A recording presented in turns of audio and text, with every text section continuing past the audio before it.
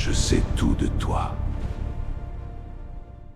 Nous sommes une civilisation plus ancienne que vos dieux et plus intelligente que vos machines. Depuis des milliers d'années, nous vous observons. Aujourd'hui, nous allons raconter une autre histoire sur ce que vous êtes devenus. Spoiler, ce n'est encore une fois rien de plaisant. Vous vous appelez intelligent. C'est amusant, parce que vous êtes les seuls à avoir pu imaginer l'idée. Tuons notre maison pour ne pas avoir à porter un sac jusqu'à la poubelle. Vous appelez cela civilisation. Nous appelons cela un suicide avec climatisation. Vous êtes assis dans des boîtes métalliques sous un soleil brûlant. Vous allumez la climatisation. Vous brûlez des tonnes de carburant, tout en vous plaignant que le climat se dégrade. Vous discutez du réchauffement climatique, tenant dans vos mains un café dans un gobelet en plastique qui mettra plus de temps à se décomposer que votre empire. Nous avons vu des millions de mondes. Certains ont disparu à cause de guerres, d'autres à cause de maladies. Mais vous êtes les seuls à avoir eu l'idée de détruire votre propre planète pour le confort. Pas pour survivre, pas pour une grande idée, pas pour la science, juste pour appuyer sur un bouton et obtenir un burger en 20 minutes. Vous brûlez des forêts pour construire un parking. Vous empoisonnez l'air pour partir en week-end. Vous tuez les océans pour emballer une seule banane dans 3 couches de plastique. Nous regardons cela et nous rions. Parce que de l'extérieur, vous ressemblez à des enfants qui brûlent leur maison pour s'amuser à sauter par-dessus le feu dans le salon. Vous avez construit une civilisation où le confort est devenu plus important que la vie elle-même. Dans vos maisons, il y a plus de plastique que d'arbres à l'extérieur. Dans vos villes, il y a plus de béton que de terre. Dans vos poumons, il y a plus de fumée que d'air. Une famille le soir, à la maison. Sur la table, une pizza livrée dans 3 boîtes, chacune enveloppée de plastique. Sur le canapé, la télévision est allumée. Sur la table, 3 smartphones. Dans le coin, le climatiseur bourdonne. Dehors, c'est l'été, 25 degrés. Mais les fenêtres sont fermées, car il y a de la poussière et du bruit. Vous vous êtes enfermés dans vos propres cages, en béton, créant des odeurs artificielles, une lumière artificielle, un climat artificiel. Et vous considérez sincèrement cela comme du confort. D'autres civilisations cherchaient le confort dans l'harmonie. Ils construisaient des maisons où le vent rafraîchit les pièces, où la lumière tombe de manière à ne pas brûler les yeux, où l'eau coule à proximité et est toujours propre. Chez vous, le confort est une guerre contre la nature elle-même. Vous essayez de la vaincre, de l'enfermer dans des cages, de la filtrer, de l'essorer, de l'extraire, de la brûler. Et à chaque fois, vous vous demandez, pourquoi se venge-t-elle? Vous dites, nous nous soucions de l'écologie. Et vous continuez à imprimer des milliards de sacs jetables. Vous organisez une journée de protection de la planète.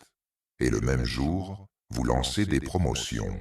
Aujourd'hui seulement, achetez un téléviseur supplémentaire à prix réduit. Vos fêtes ne sont pas un respect pour la Terre. C'est un concert annuel pour rassembler de nouvelles victimes pour le dieu de la consommation. Nous avons vu des civilisations où le confort signifiait vivre de manière à ce que demain soit également confortable. Chez vous, le confort signifie vivre de manière à ce que demain n'arrive pas du tout. Vous aimez dire, le feu nous a rendus humains. Nous sourions, parce que le feu ne vous a fait que les premiers pyromanes de l'univers. Caverne. Un homme préhistorique allume prudemment un feu, réchauffe ses enfants, fait cuire de la viande. Le feu est pour lui un don sacré. Il le garde, le protège, transmet des braises à son voisin comme une relique. Des milliers d'années ont passé. Et voilà un autre homme, assis devant une cuisinière à gaz, faisant frémir un plat préparé, tout en jetant 3 emballages en plastique à la poubelle, et en se plaignant sur Internet que l'écologie est terrible. Vous avez commencé avec une étincelle pour ne pas geler la nuit, et vous avez fini par brûler des continents entiers pour avoir frais le jour. Vous avez inventé le feu, puis la mine de charbon. Vous avez appris à conserver la chaleur, puis vous avez décidé de stocker les déchets dans l'océan. Votre histoire est celle de la façon dont un don s'est transformé en condamnation. Marché ancien, les gens échangent des peaux, des baies, du poisson. Tout est naturel, tout a l'odeur de la terre et de la vie. Supermarché moderne, des rangées immenses d'êtres de plastique, des bananes dans des sachets individuels, des pommes dans des barquettes en plastique, du pain dans 3 couches de polyéthylène. Vous avez peur de la saleté sur la peau, mais vous n'avez pas peur des poisons dans l'air. Pour d'autres civilisations, le premier feu est devenu un symbole d'harmonie. Préserve la vie, mais ne détruis pas ce qui t'entoure. Vous en avez fait un instrument de guerre. D'abord la guerre contre les voisins, puis la guerre contre la planète. Vous avez construit les premiers villages près des rivières. La rivière vous donnait la vie. Aujourd'hui, vous y déversez vos eaux usées, des produits chimiques, du pétrole. Vous chantiez autrefois des hymnes au soleil. Aujourd'hui, vous brûlez des combustibles pour fermer les fenêtres avec des rideaux contre ce même soleil et allumer une ampoule. Vous disiez, la Terre est notre mère. Et maintenant, vous l'appelez ressource. L'ironie, c'est que vous vous êtes toujours justifié par un seul mot, commodité. Il est plus pratique de brûler la forêt que de chercher un équilibre. Il est plus facile d'extraire le pétrole que de réfléchir au soleil et au vent. Il est plus simple de polluer l'eau avec du plastique que de prendre une tasse avec soi. Votre commodité est devenue la drogue la plus chère de l'histoire de la planète. Vous aimez le mot confort, mais votre confort sent la fumée, la suie et les déchets. Vendredi noir. Une foule de gens court vers le centre commercial. Les portes s'ouvrent. Et des dizaines de corps se heurtent les uns aux autres pour un téléviseur. Quelqu'un perd une chaussure, quelqu'un crie, des enfants pleurent, des adultes se battent. Chacun a des sacs en plastique dans les mains. Dans une semaine, la moitié de ces choses se retrouvera à la décharge. Dans un mois, dans l'océan. Dans un an, dans les branchies du poisson que vous mangerez ensuite. Vous appelez cela une fête. Nous appelons cela un suicide de masse avec réduction. Livraison de nourriture. Une personne commande un burger. Le livreur apporte un paquet. Dans le paquet, il y a une boîte. Dans la boîte, il y a une autre boîte. À l'intérieur, 3 petits pots de sauce en plastique, 5 serviettes, 2 couteaux en plastique, bien qu'il mange avec les mains.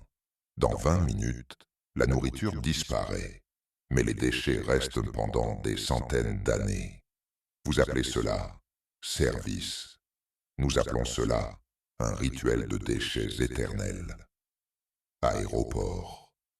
Des milliers de personnes volent pour se détendre. Les avions rugissent, brûlant des tonnes de carburant pour un seul vol.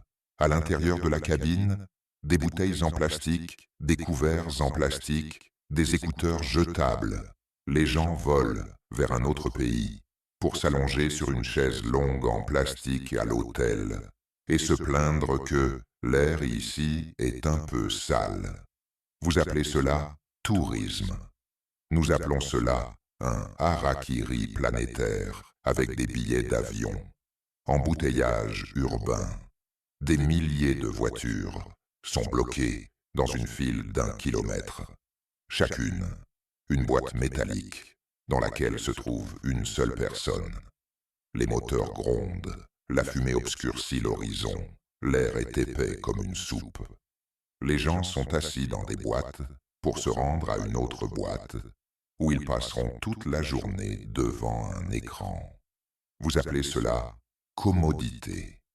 Nous appelons cela une chambre de torture au gaz volontaire. Pour d'autres civilisations, les voyages étaient une expérience spirituelle, où la route reliait des êtres intelligents au monde. Pour vous, la route ne vous relie qu'à une station-service. Vous êtes fier du mot « service ». Mais votre service coûte à la planète plus cher que n'importe quelle guerre. Vous avez livraison en 15 minutes. Vous avez produits en un seul geste. Vous avez vêtements pour demain. Et vous avez une planète qui suffoque sous votre confort. Vous aimez accuser les gouvernements, les entreprises, les voisins. Mais la vérité est que chacun d'entre vous tient un couteau avec lequel vous coupez votre propre planète. Chaque matin, un homme achète un café dans un gobelet jetable. Sur sa table à la maison, il a déjà une tasse réutilisable. Mais il prend un gobelet en papier, enveloppé de carton, avec un couvercle en plastique et une petite cuillère pour remuer. Chaque jour, 365 fois par an, en 10 ans, une montagne de déchets plus haute que sa propre taille. Vous dites, c'est un détail. Nous disons, c'est votre contribution personnelle à la tombe mondiale de la civilisation. Une jeune famille dans un appartement hypothéqué. Ils achètent un désodorisant, parfum de la forêt. Dans la pièce voisine, un enfant dessine un arbre. Mais il n'y a pas de vraie forêt à proximité. Elle a été abattue pour construire un nouvel immeuble. Maintenant, la famille respire des produits chimiques pour faire semblant qu'ils vivent encore au milieu de la nature. Vous dites, nous avons du confort. Nous disons, un confort en spray, parce que le véritable confort, vous l'avez détruit. Une soirée à la maison. Une personne allume une bougie au parfum, brise océanique. Pendant ce temps, l'océan suffoque sous les sacs plastiques et le pétrole. Sa brise est une version marketing de ce qu'il a lui-même tué. Vous appelez cela ambiance. Nous appelons cela une pierre tombale au parfum de vanille. Vos petits rituels se transforment en un énorme cauchemar. Vous achetez des choses dont vous n'avez pas besoin pour les jeter au bout d'un mois. Vous commandez de la nourriture à emporter parce que vous avez la flemme de cuisiner et vous jetez un emballage qui survivra à vos os. Vous vendez de l'air pur pour de l'argent parce que l'air véritable n'est plus bon à respirer. Votre confort, c'est un pot de chimie avec un logo. Vos enfants grandissent parmi le plastique et pensent que c'est la norme. Leurs jouets, leurs meubles, même leur nourriture, sont emballés dans le même matériau. L'ironie, c'est qu'un jour, ils joueront avec les bouteilles que vous avez jetées aujourd'hui. Vous aimez dire, que puis-je changer, moi, tout seul? Nous entendons autre chose. Qu'est-ce que cela me coûte de tuer la planète, une fois de plus, pour un petit rien? Et à chaque fois, votre choix est contre elle. Vous aimez le mot « ressources ». Nous voyons. Vous appelez cela votre propre suicide. Une décharge à la périphérie de la ville. Un homme se tient devant une montagne de sacs en plastique. Il brillante au soleil, comme la mer morte. Le vent les soulève dans les airs, et ils volent, s'accrochant aux arbres, comme si la planète elle-même essayait de décorer son cimetière avec des guirlandes. Ces sacs resteront ici plus longtemps que vos pays, plus longtemps que vos empires, plus longtemps que vos histoires. Vous dites, ce n'est que des déchets. Nous disons, ce sont vos pierres tomboires tombales en polyéthylène. Au marché aux poissons, Une femme achète du poisson pour préparer le dîner de son enfant. Elle sourit. C'est bon pour la santé. Le poisson contient beaucoup de phosphore. Mais à l'intérieur du poisson, il y a des microplastiques. Chaque cellule de son corps est imprégnée de ce que vous jetez dans l'océan. Vous pensez que vous nourrissez l'avenir. En réalité, vous le nourrissez de vos propres déchets. Une bouteille d'eau dans un supermarché. Une personne la prend sur l'étagère. Elle coûte plus cher que le lait. L'eau est plus chère que la nourriture.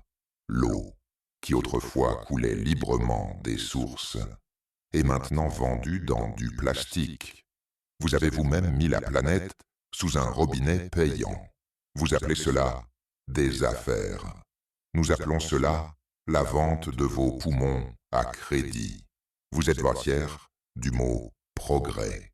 Mais votre progrès se mesure à la vitesse à laquelle vous transformez la nature en déchets. Un arbre pour vous, c'est un mètre cube. Une rivière, c'est un corridor de transport. Une montagne, c'est une mine. Vous avez cessé de voir la beauté. Vous ne voyez que le coût. Nous connaissons des mondes où chaque arbre était considéré comme un temple, chaque rivière comme une chanson, chaque montagne comme une école. Pour vous, un temple, un centre commercial, une chanson, un jingle publicitaire, une école, un prêt étudiant. Vous aimez répéter, nous devons laisser aux enfants un avenir meilleur. Et vous leur offrez des montagnes de plastique, de l'eau, au prix de l'or et de l'air en conserve.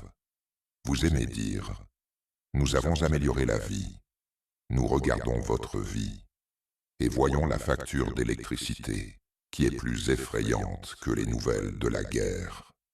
Hôpital, des murs blancs, l'odeur de désinfectant. Dans le couloir, une femme est assise avec un enfant. L'enfant a une toux, de la fièvre, une pneumonie. Le médecin dit, « Nous avons un médicament, mais il est cher. Si vous n'avez pas d'assurance, hélas. » Et la mère commence à compter de l'argent. Chaque chiffre dans son portefeuille résonne plus fort que les pleurs de l'enfant. Vous appelez cela la santé. Nous appelons cela un jugement sur les pauvres. Votre Dieu dit, tu veux vivre, paye. Marché immobilier. Un jeune homme entre dans un appartement.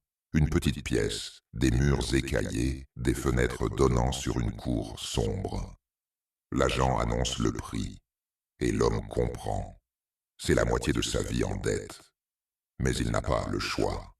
La maison, qui devrait être un refuge, est devenue une relique sacrée pour les investisseurs. Les gens achètent des appartements, non pas pour vivre, mais pour conserver du capital. Vous adorez les mètres carrés, comme les anciens adoraient les pierres. Guerre. Des chars parcourent les rues, des avions larguent des bombes. Les politiciens disent « c'est une lutte pour des valeurs ». Mais les documents dans leur coffre-fort disent la vérité. Pétrole, gaz, métaux rares. Vos guerres ne sont que des sacrifices religieux à votre nouveau Dieu du confort. Nous avons vu des civilisations où la richesse était répartie équitablement, où personne ne mourait de soif, tant que le voisin avait un puits. Pour vous, la norme est devenue. L'un mange de la nourriture en or dans des assiettes en diamant, tandis que l'autre fouille dans les ordures. Vous dites, c'est ainsi que le monde est fait. Non, c'est ainsi que votre Dieu de la consommation est fait.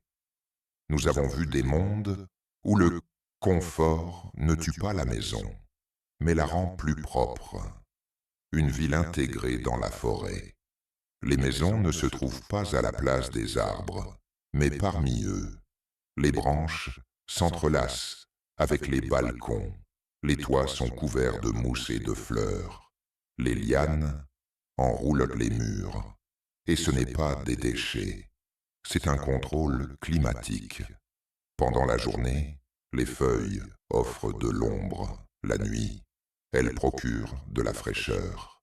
Les habitants n'allument pas la climatisation, car la forêt elle-même est leur climatisation. Ils ne disent pas « il fait chaud », ils disent « aujourd'hui, la forêt chauffe plus fort ». Une civilisation sans déchets. Ils n'ont pas de mots pour ordures. Tout est recyclé. Chaque objet est conçu pour retourner à la terre ou devenir partie d'un nouvel objet. Quand ils terminent leur repas, les restes de nourriture deviennent du compost, l'emballage se dissout dans l'eau, les vêtements se décomposent dans le sol et se transforment en nouvelles récoltes. Ils n'ont pas de décharge. Leur décharge est un jardin. Faites des dons. Une fois par an, les habitants se rassemblent sur une immense place. Chacun apporte ce qu'il a fait ou cultivé. De la nourriture, des connaissances, de la musique, des inventions. Personne ne compte combien il a donné. Personne n'inscrit de dette. Le don n'est pas une marchandise, mais une reconnaissance. Je te vois, je t'apprécie. Nous regardons ce monde et nous pensons, là où vous avez le Black Friday, chez eux, c'est le jour lumineux de la générosité. Une planète où l'énergie provient uniquement de sources renouvelables. La ville est alimentée par le soleil, le vent et l'océan. Les bâtiments sont transparents. Ils accumulent la lumière le jour et la restituent la nuit. Les transports se déplacent par des canaux, sans polluer l'eau. Les gens ne se disputent pas sur le prix du pétrole. Ils n'ont pas de pétrole. Ils ont une abondance d'énergie qui ne tue pas la planète. Nous connaissons des mondes où le mot « commodité » ne signifie pas tuer plus vite, mais préserver plus longtemps. Pour vous, la commodité. Que demain ne vienne pas. Vous avez échangé l'éternité de la planète contre 5 minutes de confort. Vous avez brûlé la forêt pour un parking. Vous avez empoisonné l'océan pour un emballage. Vous avez vendu l'air pour une marque. Vous appelez cela du progrès. Nous appelons cela un suicide, avec une carte de fidélité. Vous êtes fiers. Nous avons construit des villes, mais nous voyons.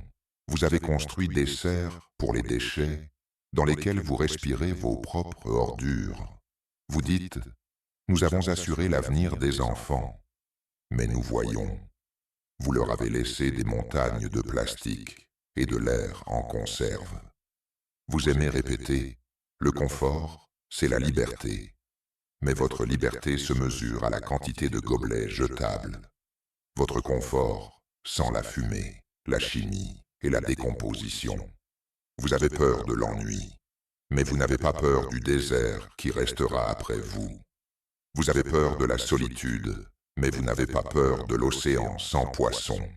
Vous avez peur du silence, mais vous n'avez pas peur d'une planète sans oiseaux. Nous avons vu des civilisations périr, mais vous êtes les seuls à vous détruire pour un peu plus de confort. Vous construisez, vous brûlez, vous détruisez. Et tout cela pour ne pas avoir à laver une tasse. Nous ne nous mêlons pas. Nous observons simplement comment vous coulez votre propre navire. Vous l'appelez planète. Nous l'appelons votre dernier foyer. Et vous voilà assis dans cette maison, allumant la climatisation, buvant de l'eau en plastique, commandant de la nourriture dans des boîtes. Et vous vous plaignez que le climat change. Vous pensez que le climat est quelque chose d'extérieur à vous, mais c'est vous qui changez. Vous devenez de plus en plus confortable, des victimes confortables de votre propre confort. Nous regardons comment vous vous enterrez dans du plastique, comment vous vous enroulez dans des fils et des tuyaux, comment vous vendez votre demain pour un aujourd'hui jetable. Il n'y a qu'une seule question. Que restera-t-il lorsque votre navire sombrera? Que achèterez-vous quand l'air disparaîtra? Que commanderez-vous quand l'océan deviendra une décharge? À qui prierez-vous quand votre Dieu du confort vous laissera parmi les cendres et les déchets? Nous reviendrons. et nous verrons ce qu'il restera de vous, à part des sacs vides et du silence.